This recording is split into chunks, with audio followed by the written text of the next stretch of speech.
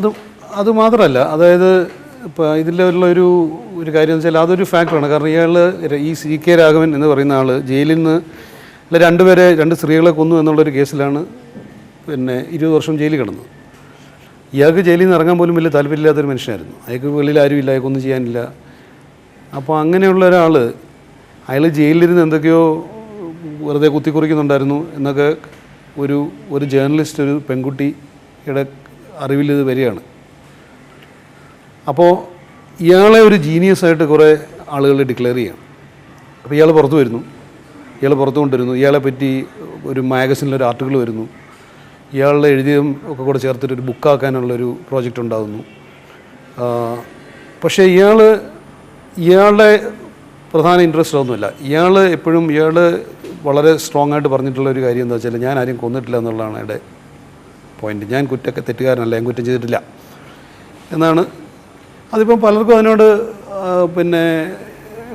കാരണം ഇയാളുടെ വക്കീൽ തന്നെ പറയുന്നു അങ്ങനെ നമുക്കറിയാൻ പറ്റില്ല, കാരണം തെളിവൊക്കെ അവനെതിരായിരുന്നു എന്നാണ് അയാൾ പറയുന്നത്. അപ്പോൾ അതിനെപ്പറ്റിയുള്ളൊരു ഡെവലപ്മെൻറ്റ് ഉണ്ട് ഇതിനകത്ത്. ഒരു പുനർവിചാരണയല്ലത്, ഒരു ലെവൽ വരെ അയാളുടെ ആത്മപരിശോധനയും കൂടിയാണ്. അപ്പോൾ അയാളോട് വീണ്ടും എഴുതണം എന്ന് പറയപ്പെടുന്ന കാര്യങ്ങൾ അയാളുടെ ലൈഫാണ്. അയാളുടെ ലൈഫ് എഴുതാൻ അയാൾ കാണിക്കുന്ന വൈമുഖ്യമാണ് ഇതിൻ്റെ അകത്ത് ഒരു തീമെന്ന് പറയുന്നത്. ഇത് സത്യത്തിൽ വളരെ ഇൻട്രസ്റ്റിംഗ് ആയിട്ടുള്ള കാര്യം. കാരണം ഞാനിത് മമ്മൂക്കയെ വെച്ചല്ല ആദ്യം പടം പ്ലാൻ ചെയ്യുന്നത്, വേറൊരാളായിരുന്നു ഇതിൻ്റെ അകത്തുണ്ടാകും. ഞാൻ ഈ കഥ എഴുതുമ്പോൾ മമ്മൂക്കയോ അല്ലെങ്കിൽ പ്രത്യേകിച്ച് ഒരു ആക്ടറോ ഇതിൻ്റെ അതില്ല. പക്ഷേ ഒരു സ്റ്റേജ് ആയപ്പോഴത്തേക്കും മമ്മൂക്കയെ പോലത്തെ ഒരാളിന് ആവശ്യമാണെന്നുള്ളൊരു തോന്നലുണ്ടായി. മമ്മൂക്ക ചെയ്യുമോയെന്ന് എനിക്ക് സംശയമായിരുന്നു. കാരണം പുള്ളി ഇതുവരെ ചെയ്തിട്ടില്ലാത്ത പോലത്തെ ഒരു ക്യാരക്ടറായിരുന്നു. ഇതിൻ്റെ എല്ലാം പുള്ളിയുടെ നേച്ചറും ഇതിൻ്റെ ക്യാരക്ടറും ഒക്കെ ഇതുവരെ മമ്മൂക്ക ചെയ്തിട്ടുള്ളൊരു രീതിയിലുള്ളൊരു സാധനമല്ല. വളരെ ഡയലോഗ് കുറവാണ്, കൂടുതലും റിയാക്ഷൻസും ഫേസ് എക്സ്പ്രഷൻസും അങ്ങനത്തെ കാര്യങ്ങളാണ് കൂടുതലുള്ളത്. പക്ഷേ മമ്മൂക്കയ്ക്ക് ഇത് കേട്ടപ്പോൾ തന്നെ വളരെ ഇഷ്ടമായി. ഞാൻ പ്രൊഡ്യൂസ് ചെയ്യട്ടെ എന്ന് വരെ ചോദിച്ചു. പിന്നെ ഈ ക്യാരക്ടർ അത്ര വളരെ എളുപ്പത്തിൽ ഇൻ്റർപ്രറ്റ് ചെയ്യാവുന്ന ഒരു ആക്ടർക്ക് ഇൻ്റർപ്രറ്റ് ചെയ്യാവുന്ന ഒരു ക്യാരക്ടർ അല്ല ഇത്. പക്ഷേ ഈ ക്യാരക്ടറിനെ മമ്മൂക്ക ഇൻ്റർപ്രറ്റ് ചെയ്ത രീതി ഞാനത് വളരെ വളരെ അത്ഭുതപ്പെട്ടു. കാരണം എനിക്ക് ഷൂട്ടിംഗ് സമയത്ത് പോലും ചില സംശയങ്ങളുണ്ടായിരുന്നു. ഇങ്ങനെ ചെയ്താൽ ശരിയാകുമോ, അതോ അങ്ങനെയാണോ വേണ്ടത്. ഞാൻ പലപ്പോഴും നമുക്കായിട്ട് ചില കാര്യങ്ങൾ ഞാൻ ഡിസ്കസ് ചെയ്യുകയും ചെയ്തിട്ടുണ്ട്. ഇതിങ്ങനെ ചെയ്താൽ മതിയോ, അതോ ഇത് ഇങ്ങനെ ആക്കണോ. പിന്നെ പുള്ളി ഇതിനൊരു ഗ്രാഫ് കണ്ടുപിടിച്ചിട്ടുണ്ട്, ഞാനതുപോലെ ചെയ്താൽ കറക്റ്റായിരിക്കും. പക്ഷേ അത് പടം കണ്ടപ്പോൾ എനിക്ക് വളരെ ശരിയാണെന്ന് തോന്നി, ഗംഭീരമായിട്ടുണ്ട്. രണ്ടുമുണ്ട്. കാരണം ഒന്ന്, ഇത് ഞാനീ പറഞ്ഞ പോലെ ഞാനിത് കണ്ടിട്ട് ഞാൻ ഈ ഫൈനൽ പടം ഷൂട്ട് കഴിഞ്ഞിട്ട് എഡിറ്റ് ചെയ്ത് കണ്ടു കഴിഞ്ഞപ്പോഴത്തേക്കും ഇതിൻ്റെ അകത്ത് മമ്മൂക്ക ചെയ്ത ചില കാര്യങ്ങൾ ശരിയല്ല എന്നെനിക്ക് തോന്നിയിരുന്നെങ്കിൽ എനിക്ക് തോന്നുകയില്ലായിരുന്നു എനിക്ക് അദ്ദേഹത്തിനെ പൂർണ്ണമായിട്ട് ഉപയോഗിക്കാൻ പറ്റിയെന്ന്. പക്ഷെ എനിക്ക് അങ്ങനെ ഒരു സ്ഥലത്ത് പോലും തോന്നിയിട്ടില്ല. ഒരു സ്ഥലത്ത് പോലും ഇത് മമ്മൂക്ക ചെയ്തത് ഇങ്ങനെയല്ല, ഇങ്ങനെ ആകാമായിരുന്നു എന്ന് എനിക്ക് തോന്നിയിട്ടില്ല. ഇത് തുടങ്ങുന്നത് ഒരു ഒരു വ്യക്തിക്ക് വേറൊരു വ്യക്തിയുടെ ഇൻ്റലക്ച്വൽ ലൈഫിലുള്ള ഒരു ഇൻട്രസ്റ്റ്, അത് നമുക്ക് എങ്ങനെ ഉപയോഗിക്കാം എന്ന് ഉള്ളൊരു കാഴ്ചപ്പാട്, ഇങ്ങനെയാണ് ഇത് തുടങ്ങുന്നത്. ഇവർ രണ്ടുപേരും രണ്ട് തരത്തിലുള്ള ക്യാരക്ടേഴ്സാണ്. ഒരാൾ ലൈഫിൽ ഒരുപാട് എക്സ്പീരിയൻസ് കൂടെ കടന്നു പോയിട്ടുള്ള ഒരാളാണ്. അയാൾക്ക് ജീവിതത്തിനോട് അങ്ങനെയല്ല, അയാൾ ഒട്ടും ജീവിതത്തിനോട് വെറുപ്പ് കാണിക്കുന്ന ഒരാളെ അല്ല. അയാൾ വളരെ സമാധാനമായിട്ട് ഒരു പ്രശ്നമില്ലാതെ, അയാളിപ്പോൾ ജയിലിലാണെങ്കിലും അയാൾക്ക് ഒരു ബുദ്ധിമുട്ടില്ലാതെ ഒരു ടെൻഷനും ഇല്ലാതെ മര്യാദയ്ക്ക് കഴിഞ്ഞു പോകുന്നൊരു മനുഷ്യനാണ് അയാൾ. ഈ അപർണ ചെയ്യുന്ന ക്യാരക്ടർ അഞ്ജലി എന്ന് പറയുന്ന ജേർണലിസ്റ്റ്, അവരൊരു അപ്കമിങ് ജേർണലിസ്റ്റാണ്.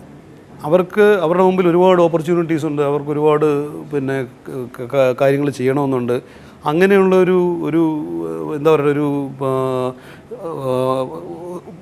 ഒരു സമയത്ത് അല്ലെങ്കിൽ അങ്ങനെയുള്ളൊരു സിറ്റുവേഷനിൽ ഇവൾക്ക് കിട്ടുന്ന ഒരു ഓപ്പർച്യൂണിറ്റിയാണ് രാഘവൻ. ഈ ഓപ്പർച്യൂണിറ്റി എത്രമാത്രം ഉപയോഗിക്കാൻ പറ്റുമോ അത്രമാത്രം ഉപയോഗിക്കുക എന്നുള്ളതാണ് ഇവളുടെ രീതി. ഇത് രണ്ടും നമ്മൾ വളരെ കോൺഫ്ലിക്റ്റിംഗ് ആയിട്ടുള്ള രണ്ട് ക്യാരക്ടേഴ്സാണ്.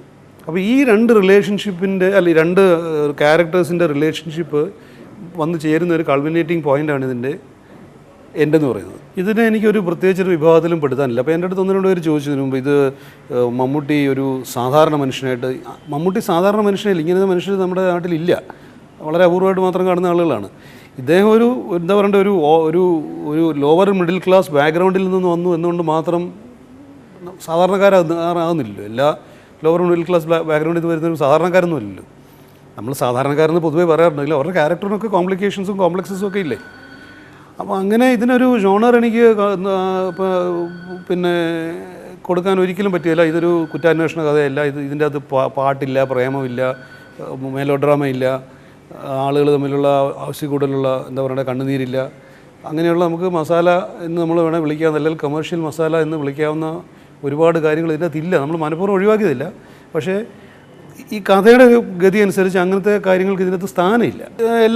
ഇറങ്ങുന്ന എല്ലാ സിനിമയും നല്ല സിനിമയെന്ന് ഒരിക്കലും പറയാൻ പറ്റില്ല. എന്നാലും ഇന്നിപ്പം മലയാളത്തിൽ പ്രത്യേകിച്ച് ഈ ന്യൂ ജനറേഷൻ എന്നൊക്കെ പറഞ്ഞ് നമ്മൾ ആളുകൾ പേരിട്ട് വിളിക്കുന്ന ഇപ്പോൾ സിനിമ നിർമ്മാണ രീതി അതുകൊണ്ടുണ്ടായ ഒരു ഗുണം എന്താണെന്ന് വെച്ചാൽ, ഈ കുറച്ച് നാൾ മുമ്പ് വരെ മലയാള സിനിമ ഇങ്ങനെ ഒരു കെട്ടിക്കിടക്കുന്നൊരു വെള്ളം പോലെയായിരുന്നു. ഒരു ഒഴുക്കുമില്ല. ആളുകളിങ്ങനെ കുറേ ആളുകൾ അവർ തന്നെ കുറേ കാലമായിട്ട് ഇങ്ങനെ സിനിമകൾ ചെയ്തുകൊണ്ടിരിക്കുന്നു. പുതിയ ആരുമില്ല, വരുന്നില്ല. പുതിയൊരു ഡയറക്ടറില്ല, പുതിയൊരു ക്യാമറാമാനില്ല, പുതിയൊരു മ്യൂസിക് ഡയറക്ടറില്ല. അങ്ങനത്തെ ഒരു അവസ്ഥയായിരുന്നു മേ ബി ഒരു 10 കൊല്ലം മുമ്പ് ഒരു മലയാള സിനിമയിലുണ്ടായിരുന്നു. ഇപ്പോൾ സംഭവിച്ചതെന്ന് വെച്ചാൽ ആ അവസ്ഥ മാറി പുതിയ ആളുകൾ ഒരുപാട് പിന്നെ സിനിമയിലേക്ക് ധാരാളമായിട്ട് കടന്നു വരുന്നുണ്ട്. അപ്പോൾ അങ്ങനെ ഒരു തള്ളലുണ്ടാകുമ്പം തീർച്ചയായിട്ടും ഒരുപാട് എണ്ണം ഇതിൻ്റെ അകത്ത് നല്ലതായിരിക്കില്ല. പക്ഷേ അവിടെയും ഇവിടെയും 1, 2, 3 നമുക്ക് പുതിയ പിന്നെ ഫിലിം മേക്കേഴ്സിനെയും ഫിലിം ടെക്നീഷ്യൻസിനെയും ആക്ടേഴ്സിനെയും ഒക്കെ നമുക്ക് പിന്നെ കിട്ടും. അത് സംഭവിക്കുന്നുണ്ട്. ആ രീതിയിൽ ഇത് നല്ലതാണ്. അല്ല, അതെന്താ പറയുക, നമ്മുടെ കാലഘട്ടത്തിലും കൂടെ ഒരു പ്രശ്നമാണ്. നമുക്ക് അതായത് സക്സസ് എന്ന് പറഞ്ഞാൽ പണമാണ്, പ്രസിദ്ധിയാണ് എന്ന് നമ്മൾ പിന്നെ വളരെ സ്ട്രോങ് ആയിട്ട് വിശ്വസിക്കുന്ന ഒരു കാലഘട്ടത്തിലാണ് നമ്മൾ ജീവിക്കുന്നത്. എല്ലാവരും അതെ. ഇപ്പോൾ 12 വയസ്സുള്ള ഒരു പയ്യൻ അമേരിക്കയിൽ $1 മില്യൺ ഉണ്ടാക്കി എന്ന് പറഞ്ഞാൽ അതൊരു ഭയങ്കര ഒരു 12 വയസ്സുകാരനൊരു നോവൽ എഴുതി എന്ന് പറയുന്നതിനേക്കാളും ഒരുപാട് മുകളിൽ കാണുന്ന ഒരു കാലമാണ് നമ്മുടേത്. അപ്പം പിന്നെ എങ്ങനെ പൈസ ഉണ്ടാക്കാം, എങ്ങനെ ജീവിതത്തിൽ ബിസിനസ് ചെയ്യാം, എങ്ങനെ നമുക്ക് എന്തെല്ലാം നമുക്ക് വിൽക്കാം, എങ്ങനെ ഏതൊക്കെ രീതിയിൽ കച്ചവടം നടത്താം എന്നുള്ളത് ഒരു മോശം കാര്യമായിട്ടല്ല ഇപ്പം കാണുന്നത്. അപ്പോൾ അതിന് നമുക്ക് പിന്നെ എന്താ പറയണ്ടേ, ചെറുപ്പക്കാരെ ഒരിക്കലും കുറ്റം പറയാൻ പറ്റില്ല. അവരുടെ ആറ്റിറ്റ്യൂഡ് മാറും. കാരണം എന്തിനും ഒരു വില പറയുന്ന ഒരു കാലത്തിൽ നിന്ന് നമുക്കൊരു വ്യത്യാസം ഉണ്ടാവും.